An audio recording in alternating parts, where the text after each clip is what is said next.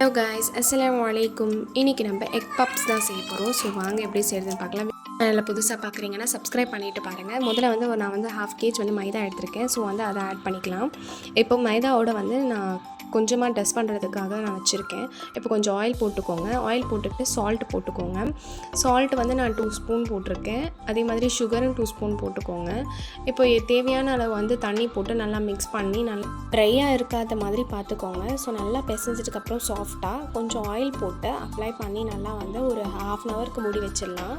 இப்போ வந்து மூடி வச்சதுக்கப்புறம் கொஞ்சம் நம்ம எடுத்து பார்த்தோன்னா நல்லா ஒரு சாஃப்ட்னஸ்ஸாக இருக்கும். இப்போ வந்து நம்ம பரோட்டாக்கு பண்ணுவோம்ல, அந்த மாதிரி லேயர் பை லேயராக வந்து மேலே அடிக்கிட்டு இதை வந்து டிவைடட் பை 2ஆக வந்து பிரிச்சுக்கோங்க.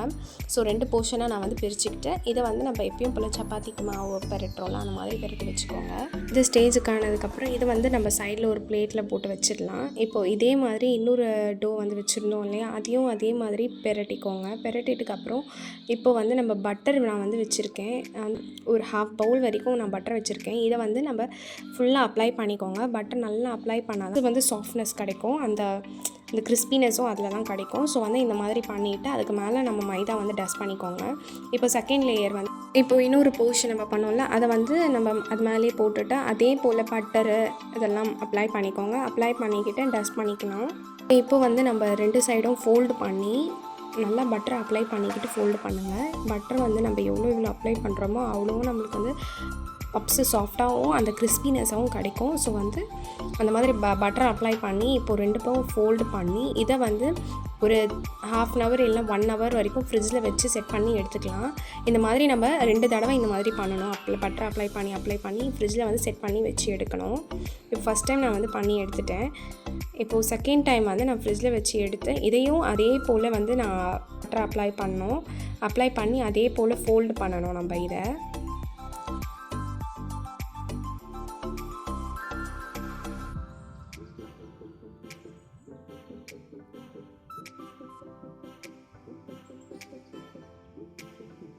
ஸோ இப்போ இது ரெடி ஆகிடுச்சு. ஸோ இதையும் வந்து இப்போ ஃப்ரிட்ஜில் நம்ம செட் பண்ணி ஒரு 1 ஹவருக்கு வச்சிடலாம். பஃப்க்கு தேவையான முட்டை வந்து நான் 4 முட்டை எடுத்திருக்கேன். ஸோ இதை நல்லா பாயில் பண்ணிடலாம் சைடில். இப்போ ஒரு பேனில் வந்து ஆயில் போட்டு வெங்காயம் உப்பு எல்லாம் போட்டுக்கோங்க. நல்லா சாட்டனதுக்கப்புறம் கொஞ்சமாக ஜிஞ்சர் கார்லிக் பேஸ்ட் வந்து போட்டுக்கோங்க. அதுக்கப்புறம் கொஞ்சம் தேவையான தக்காளி போட்டுக்கிட்டேன். வந்து ஒரு தக்காளி தான் எடுத்திருக்கேன். ஸோ ஒரு தக்காளி நான் போட்டுக்கிறேன், பெரிய சைஸ் தக்காளி.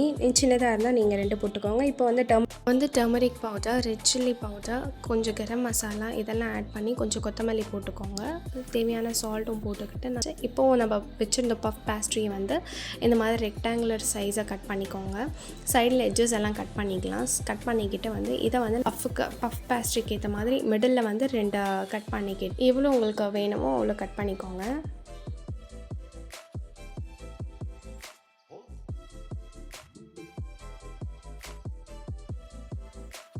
பஃப் ஷீட் வந்து ரெடி ஆகிடுச்சு. ஸோ இது வந்து நம்ம ஒரு பட்டர் பேப்பர் போட்டுட்டு அந்த சைஸ் கட் பண்ணி அது மாதிரி லேயர் பை லேயராக வந்து நம்ம அடுக்கி வச்சுக்கலாம்.